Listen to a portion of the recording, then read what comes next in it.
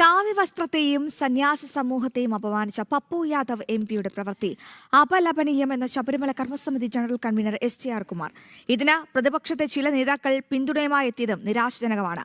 പാർലമെന്റിന്റെ അന്തസ്സിന് കളങ്കമേൽപ്പിച്ച സംഭവത്തിൽ സമഗ്ര അന്വേഷണം വേണമെന്നും ശബരിമല കർമ്മസമിതി ആവശ്യപ്പെട്ടു. അയോധ്യ ശ്രീരാമ ജന്മഭൂമി ക്ഷേത്രത്തിലെ കാണിക്കയുമായി ബന്ധപ്പെട്ട ആരോപണങ്ങൾ ഉന്നയിക്കാനുള്ള നാടകീയ പ്രതിഷേധം ഹിന്ദുവിശ്വാസങ്ങളെയും സന്യാസി സമൂഹത്തിന്റെയും ആത്മാഭിമാനത്തെ വ്രണപ്പെടുത്തുന്നതാണ്. കാവ്യവസ്ത്രം ഒരു രാഷ്ട്രീയ വേഷവിധാനമല്ല, സനാതനധർമ്മത്തിന്റെ വിശുദ്ധ പ്രതീകമാണ്. ആരോപണങ്ങൾ ഉന്നയിക്കാൻ ഭരണഘടനാപരമായ മറ്റു മാർഗങ്ങളുണ്ട്. പാർലമെന്റിന്റെ അന്തസ്സിന് കളങ്കം വരുത്തിയ സംഭവത്തിൽ സമഗ്ര അന്വേഷണം വേണം.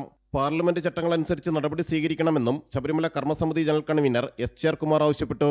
സനാതനധർമ്മ പ്രതീകങ്ങളെയും ആത്മീയ പാരമ്പര്യത്തെയും സംരക്ഷിക്കേണ്ടത് ഓരോ പൗരന്റെയും ഉത്തരവാദിത്തമാണ്. പപ്പു യാദവിന്റെ പ്രതിഷേധത്തിൽ രാഹുൽ ഗാന്ധി ഉൾപ്പെടെയുള്ള ചില പ്രതിപക്ഷ എംപിമാരും ഭാഗമായിരുന്നു. തിരുവുനാടകത്തിന്റെ രൂപത്തിലായിരുന്നു പപ്പു യാദവിന്റെ അവതരണം.